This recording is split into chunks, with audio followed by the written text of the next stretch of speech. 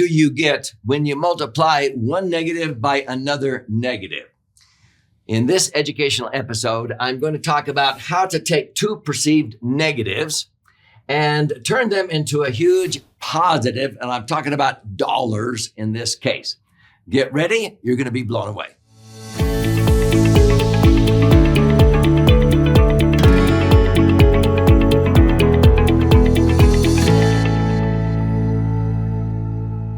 So I'm Doug Andrew, and I've been helping people optimize assets, minimize taxes, empower their authentic wealth now for nearly 5 decades. And I've been primarily viewed as a financial strategist and retirement planning specialist. And I've been honored to have authored thus far 12 best-selling books. One of my very first books was titled Missed Fortune. It became a bestseller. And I titled it that because of the fortunes people miss out on when they simply don't know what they don't know. And so in that book, I actually introduced this concept, which made it a bestseller. And then Time Warner became my publisher and commissioned me to write several more books. So let's talk about two perceived negatives, but just so that you understand, what do you get when you multiply, -2 by -2? You get a +4. Now, I've always sort of been amused at a lot of people who do not understand in a sentence in the English language that if you use two negatives in the same sentence, it actually means a positive. But I think there's other languages, maybe it's Russian, that two negatives still means a negative. But regardless, in English, if you say, I ain't gonna do that no more, I'm not gonna do that no more, that means you're gonna keep doing it. Does that make sense? If you're not going to do it no more, that means you're going to keep doing it. One time I was invited to be on the row behind the opposing team at a Utah Jazz game, and they were playing, I think, Sacramento. And one of the star players got a technical foul, and he is yelling back at his coach, who was upset. And I happened to be right sort of in the eye view. And he yells at the coach, "Coach, I didn't do nothing." I couldn't help it. I said, "That means you did something." And he goes, "I didn't do nothing." I go, "That means you did something." He didn't understand it. And I think I could have almost caused a second technical. So in the English language, you cannot use two negatives. Now, we sort of just let it roll and we accept when people say that because we know what they meant to say, okay? But let's talk about two perceived negatives that a lot of times people do not understand that they could be a huge positive. Now, before I do this, I want to frame from the story of the 3 little pigs, how I keep my serious cash. Now, money has to have a home. And a lot of times people will choose to own real estate, which is great. That's moderate risk. But sometimes the real estate market causes home values to go down, sometimes 15%. I like to benefit in real estate. I'm not a huge real estate investor. I don't like being a landlord. So if I do own real estate, it's usually to pick it up, fix it up and flip it or something like that, or for my own purposes. But I would call that a moderate risk investment. But you're going to see that I don't keep my money tied up in this property. I don't send extra principal payments against the mortgages here, okay? Now, the house of straw is, I would say, like the stock market, mutual funds, and it gets blown over even more volatile here than the real estate market. The stock market can drop 15, 20, 30, 40 points. Like when COVID-19 happened in March of 2020, the market in March dropped 30%. That can happen in 30 days. Real estate also is affected, but it sometimes takes more than 30 days. So those are volatile. I want to participate when the stock market is doing well, when the economy is doing well. I want to participate when my real estate is doing well, but I don't want to lose when these are going down in value. And so how do I do that? I've never lost money for the last 40 years when my house or my real estate's gone down in value or when the stock market goes down. Why? Because I keep my serious cash safely tucked over here in a house of bricks. Now, I don't put it in low-yielding money market accounts and CDs, even though they might pass the safety test. A lot of people think, well, that's where I keep my serious cash because the bank's down there on the corner. They don't know what they don't know, but nonetheless, annuities. I've never used an annuity for liquidity, but you could use an annuity or bonds. Bar none, my favorite vehicle is a max-funded insurance contract, and this is where now, since 1980, I have earned 11.17% average by diversifying my indexed universal life insurance contracts and then rebalancing them every year, reallocating. So I've averaged 11.17 tax-free. The costs that are associated with it usually use about one of those percentage points. So I'm netting at the end of the day, cash on cash, 10.07. So we'll just say I'm earning 11 and netting 10. That means I'm getting 10% net compounded interest, which your money will double every 7.2 years, okay? So why do I do this? Because of the big bad wolf. The big bad wolf, it could be natural disasters, hurricanes, earthquakes, political things, pandemics. When the big bad wolf blows down the stock market, I don't want to lose my money, but I want to participate when the market goes well. That's why I use indexing, because indexing, my money's safe over in the insurance company. But if the market goes up, the insurance company pays me whatever the S&P does or the Dow Jones up to a cap. But if the market crashes 40%, I don't lose a dime. I may not make anything that year, but I don't lose. And I'm going to gift you a book at the end of this episode if you want to learn about indexing. Real estate. When my real estate is doing well and it goes up in value, I benefit. But when it goes down in value, I don't want to lose one dime. So I don't keep my money in the real estate. I keep it separated. I don't even put it in there in a down payment in the first place. I usually get an 80% loan to value on a first mortgage. The second mortgage is taken out. And so I usually finance 100%. If you have good credit, you can do that. And I keep my money safely tucked over here. I don't send extra principal payments or positive cash flow over here. So people say, well, that's a negative. You're paying a bunch of interest.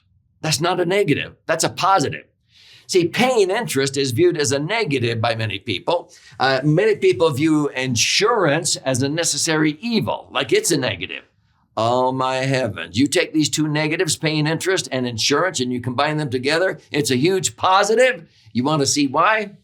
Well, as I mentioned, when I own assets such as real estate, I don't tie up my money into a big down payment or any down payment if I can get away with it. I keep it separated and I put it over into a tax-free compounding laser fund where it's liquid, safe. I can access the money when I need it. Because if I sit there and send extra principal payments against the mortgages, it's like saying, here, Mr. Mortgage Banker, here's an extra $1,000 this month. Don't pay me any interest on this. I'll borrow it back when I need it and prove there's a need why I should have it. When you need it the worst, it's the hardest to get, okay? I've learned that lesson. When these go down in value and your real estate and your home or whatever goes down in value, I don't want to lose. I've never lost a dime when my property went down in value because my money wasn't in there. It was over here earning rates of return usually triple the net cost of the mortgage. People go, what? Let me just show you something here. This is a simple interest declining balance on an amortized loan, tax deductible, okay? Over here is compounding interest tax-free. This interest is usually 3 times or 300% more than this net cost. So let me give you an example here. If I have a rental property, for example, and I have a $1 million mortgage on it, and I take that equity out and I put it into a laser fund, many of our clients who have done this on their rental properties, for example, they borrow $1 million at, let's say, 4.5%, maybe 6%. But in a 33% tax bracket, they write that off on their taxes. And so 4.5% on $1 million is 45 grand.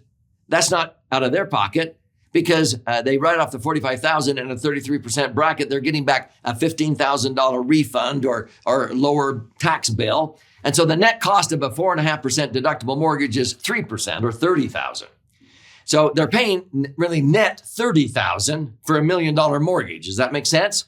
If you borrowed at 6% and it was tax deductible, the net cost is 4%. Well, I have earned on my laser funds, like slam dunk, over 8%. How much more is 8% or 80,000 on $1 million tax-free versus borrowing at a net cost of 4% on a mortgage? It's double. It's 100% more. That's 100% rate of return. I'll pay 40,000 to make 80,000. Would you hire an employee for 40 grand that means you an extra 80 grand? But many times I've been able to pay, 30,000, 3%, and earn 9% in my laser funds. How much more is 9 than 3? Don't say 60,000. I'm making 3 times as much as the cost of the funds. Why wouldn't I do that? If you're sitting there with your money tied up over here, you're only going to experience positive cash flow if you're renting it out, and maybe when it appreciates. Well, that's still going to happen if you leverage with liquidity and have your money over here. But if this becomes vacant, I can go access this money. If you've tied it up in the mortgage, there's only one way to get it, and that's to borrow it back or sell the property. And usually the value has gone down, or you can't qualify for the mortgage because they only loan you money based on your ability to repay. Is this making sense? So what does the math say? Do you know every 100,000 of equity that I keep separated from my real estate properties, if I went through a 30-year period and I never repeated the process, and let's say I'm borrowing at 6.5%, but it's tax deductible, okay? And usually I've borrowed at lower rates than that. But let's say I borrow at 6.5% tax deductible, and instead of earning 9 or 10 on my laser fund, I only am earning 8.5. This has been a slam dunk, a no-brainer. Now, some critics out there will go, you borrow at 6.5 and you put that money to work and earn 8.5, that's 2%. You'll do all that for 2%? And I go, yeah. Why? Here's why. If I only did it one time, the first year I'm making $4,100. After 15 years, okay, it's $174,000 I made. But after 30 years, I've made $925,000 because now the net growth is over $1 million. $1 million. That's a one-off. What does this mean? If you know how to extrapolate, if you did this with 200,000 of real estate equity, that turns into 2 million. If you did this on 400,000, that turns into 4 million. Okay. Now that's again doing it once and never changing. Well, your property is going to go up in value like mine has. It doubles every 10 years. Do I wait 10 years to separate lazy idle equity? No, I refinance mine probably every 5 years on the average.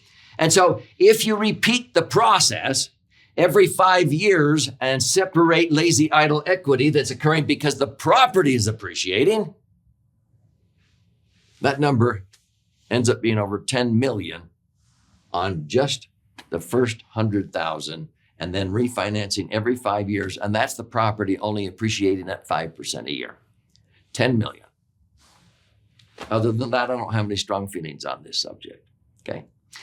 So that's what I wanted to share with you. So many times people view paying interest and insurance as a negative.